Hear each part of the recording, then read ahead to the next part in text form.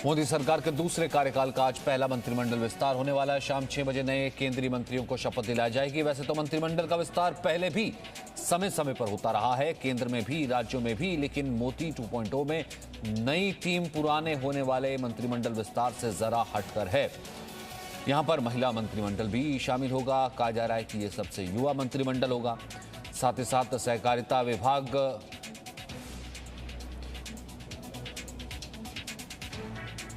तो राज्यों के चुनावों के मुताबिक प्रतिनिधित्व होने वाला है। कैसा मंत्रिमंडल विस्तार होगा वो हम आपको बता रहे हैं। क्षेत्रीय पार्टियों को जगह मिलेगी बाकायदा। संगठन के वरिष्ठ नेताओं, पूर्व मुख्यमंत्रियों को इसमें मौका मिलने वाला है। युवा और बुजुर्गों के बीच तालमेल की कोशिश बाकायदा तय की गई है। मौजूदा कई मंत्रियों के मंत्रालय भी इसमें कम होंगे।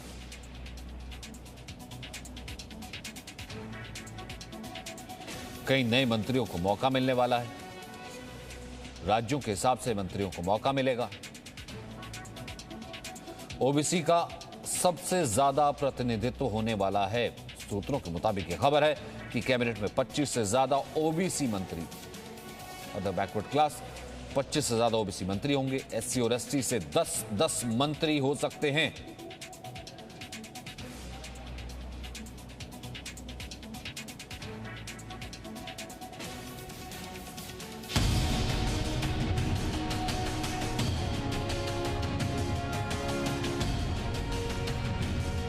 दो 2019 में दूसरी बार सरकार संभालने के करीब 2 साल बाद मोदी मंत्रिमंडल का यह पहला विस्तार होगा। लेकिन पहले जैसा कतई नहीं होगा। सूत्रों की माने तो मोदी मंत्रिमंडल का यह विस्तार कई मायनों में खास होने जा रहा है, जिसे आपको सिलसिलेवार समझने की जरूरत है।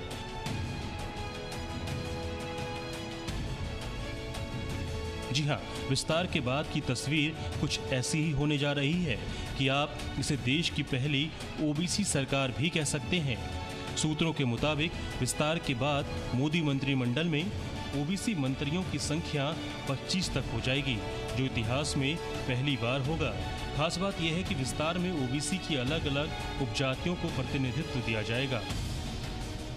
ओबीसी की भागीदारी अहम क्यों है, इसके लिए आपको समझना होगा कि वर्ष 1980 में मंडल कमीशन ने अपनी रिपोर्ट में बताया था कि भारत की 52% आबादी ओबीसी समुदाय से है। तब मंडल कमीशन ने देश की 1257 उपजातियों को ओबीसी में रखा था। इसके बाद वर्ष 2007 में नेशनल सैंपल सर्वे ऑर्गेनाइजेशन ने भी एक रिपोर्ट पेश की थी और देश में ओबीसी समुदाय की आबादी लगभग 41% बताई थी।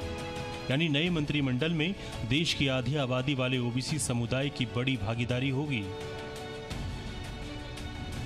ओबीसी के साथ ही नए विस्तार में दलित और आदिवासियों को पर्याप्त भागीदारी मिलने वाली है। सूत्रों के मुताबिक नए विस्तार के बाद मोदी मंत्रिमंडल में अनुसूचित जाति के मंत्रियों की संख्या 10 और अनुसूचित जनजाति के मंत्रियों की संख्या भी 10 हो जाएगी। ऐसे में दोनों समुदायों के करीब 20 मंत्री मोदी सरकार में शामिल होंगे। नए विस्तार में इस बात का भी ख्याल रखा जाएगा कि देश के हर राज्य और केंद्र शासित प्रदेश का प्रतिनिधित्व केंद्र सरकार में जरूर हो, और इसलिए देश में कुल 28 राज्य और 8 केंद्र शासित प्रदेश हैं और मोदी मंत्रिमंडल में अब हर राज्य और केंद्र शासित प्रदेश का कम से कम एक प्रतिनिधि जरूर होगा। यही नहीं, राज्यों के साथ क्षेत्रों की भी भागीदारी इस नए विस्तार में की जाएगी ताकि हर क्षेत्र का प्रतिनिधित्व हो सके। मसलन उत्तर प्रदेश जैसे बड़े राज्य के अलग अलग क्षेत्रों, पूर्वांचल, अवध, बुंदेलखंड और पश्चिमी उत्तर प्रदेश का भी प्रतिनिधित्व मोदी मंत्रिमंडल में होगा। भारत दुनिया का सबसे युवा देशों में एक है और यहाँ युवाओं की आबादी 65% है। ब्रजेश इस वक्त हमारे साथ मौजूद हैं, साथ ही साथ रविंद्र भी मौजूद है। रविंद्र, अब तो तय हो गया है, वक्त भी तय हो गया है और ये भी खबर आ रही सूत्रों के हवाले से कि ओबीसी की संख्या सबसे ज़्यादा होगी। पहली बार ऐसा होगा कि उनका प्रतिनिधित्व सबसे ज़्यादा होगा, युवा भी इसमें शामिल होंगे। और क्या कुछ हाईलाइट हो सकते हैं? फिलहाल आपके पास और क्या इन्फॉर्मेशन है? क्योंकि सचिन ब्रजेश अभी है हम लोग साथ। तो एक कल तक की जो जानकारी है कि सुशील मोदी कल पटना में थे, जबकि ज्योतिरादित्य सिंधिया हो, सोनोवाल हो, बाकी जिनको मंत्री बनना है वो सब कल दिल्ली आए हैं, लेकिन सुशील मोदी कल पटना में थे। ये अगर आज पटना से वो नहीं आते हैं दिल्ली, तो मान के चला जा सकता है कि वो मंत्रिमंडल में नहीं शामिल हो रहे हैं। अगर वो दिल्ली आ रहे हैं तो हो सकता है संभावनाएं बनी रहे। ये तो ब्रजेश डिटेल बता देंगे। कल रात तक की यही समाचार थी। जहां तक मंत्रिमंडल में कौन होगा, जाहिर सी बात है जो ओबीसी, एससी, एसटी, महिलाओं का प्रतिनिधित्व इसमें होगा, और उसमें भी महादलित होंगे, अति पिछड़ा होगा, और इन सब का कहीं ना कहीं प्रतिनिधित्व इस मंत्रिमंडल विस्तार में आज देखने को मिलेगा सचिन। खासकर उत्तर प्रदेश से, महाराष्ट्र से, जैसे कि हिना गावित का नाम चल रहा है। आपको याद होगा कि हिना गावित के पिताजी 8 बार के सांसद भी रहे, बहुत सिंपल आदमी थे, कहीं ना कहीं सांसद भी थे। तो इसको देखते हुए हिना गावित एक तरफ है तो ज्योतिरादित्य सिंधिया भी हैं। उसी तरह से सोनोवाल अगर है तो कहीं ना कहीं बुंदेलखंड से आर.के. पटेल या इस तरह के जो पढ़े लिखे भी हैं और अपने समाज के एक बड़े वर्ग को प्रतिनिधित्व भी करते हैं, ऐसे लोगों को इसमें शामिल किया जाएगा। तो कहीं ना कहीं जो एक मंथन हुआ था प्रधानमंत्री का अपने मंत्रियों के साथ, फिर उसके बाद प्रधानमंत्री ने अमित शाह या फिर जेपी नड्डा या राजनाथ सिंह या फिर दूसरे बड़े नेताओं के साथ जो मंथन किया, उसमें कहीं ना कहीं ये जरूर निकल कर आया है कि ये मंत्रिमंडल का विस्तार व्यापक भी होगा और ये अनूठा भी होगा, जिसमें महिलाओं को सबसे ज्यादा प्रतिनिधित्व पहली बार मिलेगा। आपको याद होगा सचिन की अगर देखा जाए तो आजादी के बाद पहली बार प्रधानमंत्री नरेंद्र मोदी के 7 साल की सरकार में 8 से ज्यादा महिलाओं को राज्यपाल बनाया गया है। उसी तरह एससी, एसटी कोटे से भी कई लोगों को राज्यपाल बनाया गया, जो आज तक नहीं हुआ इतने सालों में। तो कहीं ना कहीं प्रधानमंत्री की जो सोच है कि ओबीसी को, एससी, एसटी को, महिलाओं को और ज्यादा से ज्यादा मुख्य धारा में लाया जाए, तो इसको प्रतिनिधित्व और इसकी झलक आज के मंत्रिमंडल विस्तार में जरूर देखने को मिलेगा। जाहिर सी बात है ब्रजेश, उसी चीज को अगर आप कंटिन्यू करें जो पहले रविंदर ने कहा, एक तो सुशील मोदी का फिलहाल क्या स्टेटस है और इस वक्त क्या उनके बारे में इंफॉर्मेशन है, और उसके बाद आपके सोर्सेज क्या कह रहे हैं जेडीयू को लेकर के। देखिए सचिन, यहाँ तक इस पूरे मंत्रिमंडल विस्तार को इतना गुप्त रखा गया है जिसकी कल्पना कोई भी नहीं कर सकता है। किसी को नहीं पता है कि कौन मंत्री बनने जा रहा है। कयास लगाए जा रहे हैं, जो लोग दिल्ली में हैं उनके बारे में बताया जा रहा है कि दिल्ली पहुंच गए इसलिए वो उनको मंत्रिमंडल में जगह मिलेगी, लेकिन अंत समय तक क्या होगा वो किसी को नहीं पता है। हर घंटे नए नए नाम जुड़ रहे हैं। कल तक ये नाम था कि जेडीयू से आरसीपी सिंह और ललन सिंह मंत्री बनेंगे, लेकिन उसके बाद नया नाम जुड़ गया। आरसीपी के साथ चंद्रदेव चंद्रवंशी हैं जहानाबाद के एमपी, उनका नाम जुड़ गया। अगर बीजेपी की बात करें तो सुशील मोदी से मेरी खुद बातचीत हुई और उनका भी यही कहना है कि इतना ऊपर लेवल पे और इतना कॉन्फिडेंशियल चीज ये होती है कि किसी को नहीं पता होता है। केवल प्रधानमंत्री और उनके कुछ कोर टीम है उन्हीं को पता होता है कि कौन मंत्री बनने जा रहा है। जो मंत्री बनने जा रहा है उनको भी नहीं पता होता है। आखिरी वक्त पे उनको जानकारी दी जाती है। यानी कोई 12 घंटे 10 घंटे कोई 15 घंटे का समय नहीं कि कम से कम कि वो फ्लाइट लेकर के, ट्रेन लेकर के कम से कम आ पाए, इतनी तक गोपनीयता। बिल्कुल बिल्कुल सचिन, और ये सच्चाई है। और मोदी सरकार में यही एक चीज हुई है कि खबर जो है उसको इतना कॉन्फिडेंशियल रखा जाता है। पहले लोग मंत्री बनाते थे, अगर आप पहले की सरकार में देखें तो वहां पे लोग पहले से ही तय हो जाता था कि कौन मंत्री बन रहा है और लोग खुलकर बताते थे। यहाँ पे जो बन रहा है उसको ही पता नहीं होता है कि वो बन रहा है कि। सुशील मोदी से मेरी खुद बातचीत हुई है और उनका कहना है कि मुझे भी नहीं पता है, लोग बना रहे हैं, मुझे तो 1 साल से बना रहे हैं, लेकिन क्या होगा क्या नहीं होगा मुझे भी नहीं पता है। वो पटना में है।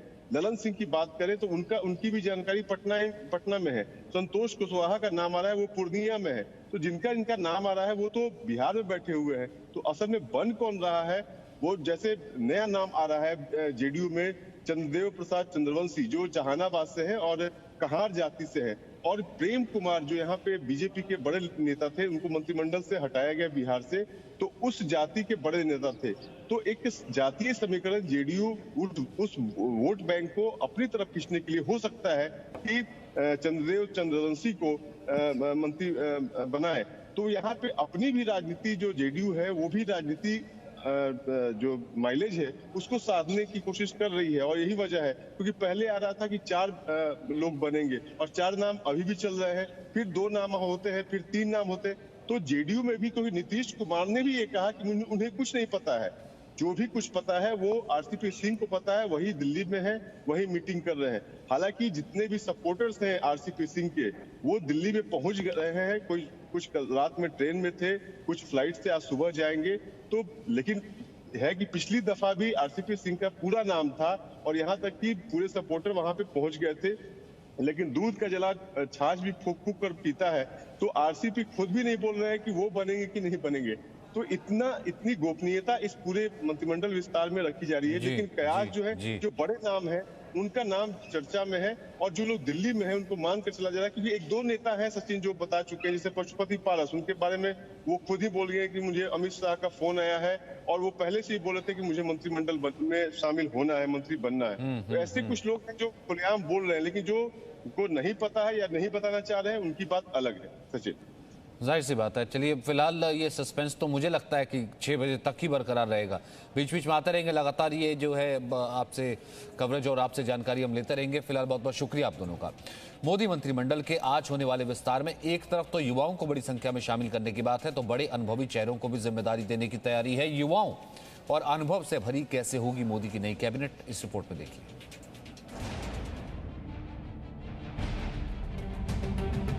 जी हाँ, नए मंत्रिमंडल विस्तार के बाद मोदी सरकार बन जाएगी युवाओं की सरकार।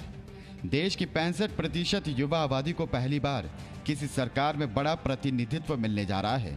आज शामिल होने वाले संभावित चेहरों की बात करें, इससे पहले आपको जानना चाहिए कि युवाओं को ज्यादा भागीदारी देने के पीछे मकसद क्या है। नंबर 1, नई लीडरशिप को तैयार करना। जाहिर है, अगली कतार के लिए नेताओं को तैयार करना असल मकसद है और इसके लिए जरूरी है कि युवा सांसदों को मौका दिया जाए और जिम्मेदारी मिले। नंबर 2, युवाओं की ऊर्जा का इस्तेमाल करना। नई पीढ़ी के नेता ऊर्जा से लबरेज हैं, नई सोच है और नई उम्मीद के साथ देश की सेवा को तैयार हैं। कड़ी मेहनत और विभाग को ज्यादा वक्त देने में सक्षम होंगे। नंबर 3, बड़ी आबादी से कनेक्ट होना। देश की बड़ी आबादी युवा है, वो अलग सोचती है और कुछ अलग और हटकर करना चाहती है।